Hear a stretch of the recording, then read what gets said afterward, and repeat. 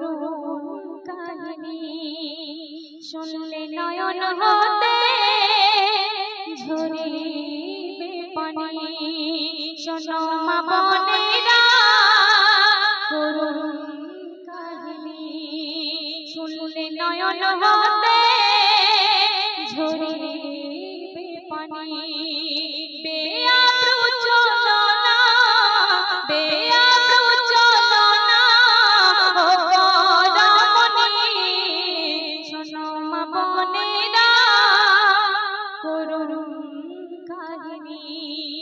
বাংলাদেশে একটি ছোট্ট সুখী পরিবার ছিল। সেই পরিবারের মোট সদস্য সংখ্যা ছিল 4টি, পিতামাতা এবং তাদের একটি পুত্র সন্তান এবং কন্যা সন্তান। সেই পরিবারে হঠাৎ কি ঘটে গেল বলছে শুনুন। দুঃখ আবেশে বাংলাদেশে ঘটেছিল এই ঘটনা পুত্র কন্যা আব্বা আর মা সুখেতে ছিল চারজনা সুখের সংসারে সুখের সংসারে আধার নামে তখনই হঠাৎ মরে গেল আব্বা জননী শোনো মা বোনেরা করুণ কাহিনী।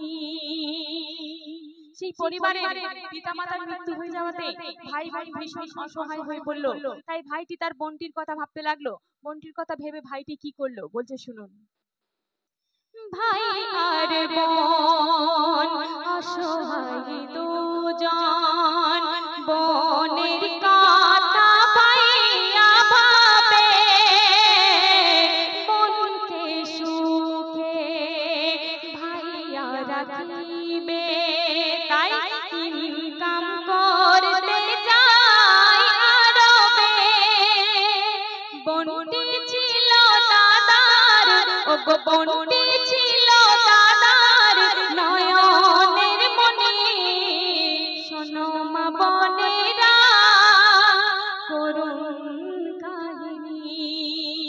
তো ভাইটি তার বোনটির জন্য আরবে চলে গেল এবং সেখানে গিয়ে 10টি বছর অতিক্রম হয়ে গেল।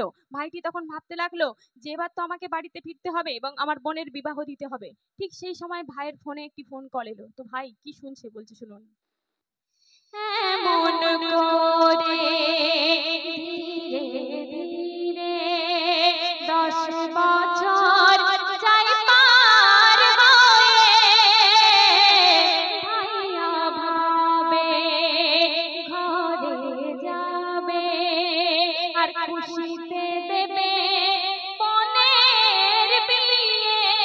আর ঠিক সেই সময় হঠাৎ পয়গম ভাইজান ফোনে নিল শুনি অ্যাক্সিডেন্টে মারা যায় তার নয়নের মনি অ্যাক্সিডেন্টে মারা যায় তার নয়নের মনি।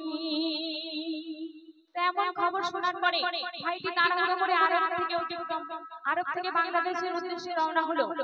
কিন্তু ততক্ষণে আরব থেকে বাংলাদেশে আসতে বেশ কিছুদিন সময় লেগে গেল। ততক্ষণে তার বোনটির দাফন হয়ে গেল। কিন্তু ভাইটি তার বোনটিকে অত্যধিক ভালোবাসার কারণে একবার শেষ দেখার জন্য কবর খুললো এবং কবর খুলে কি দেখছে অতি মূল্যবান কথাই কবি লিখে দেখুন। হাত পাই জিহ পাই তেরে মারা সারা গায় ভাই সবাইকে জিজ্ঞাসিল আমার বোন ছিল কেমন প্রতিবেশীরা বলো বলো। তখন প্রতিবেশীরা কি বলছে এমনিতে ছিল ভালো ওগো এমনিতে ছিল ভালো সকলে জানি পর্দাবিহীন ভাবে চলি তো শুনি পর্দাবিহীন ভাবে চলি তো শুনি শোনো মা বোনেরা করুণ কাহিনী। সর্বশেষ ছন্দে আমার প্রিয় কবি পর্দাকে উদ্দেশ্য করে, নারীর পর্দাকে উদ্দেশ্য করে কি বলছেন, মনোযোগ আকর্ষণ করবেন। পর্দা বিহীন তুমি মূল্যহীন, শোনো বলে মা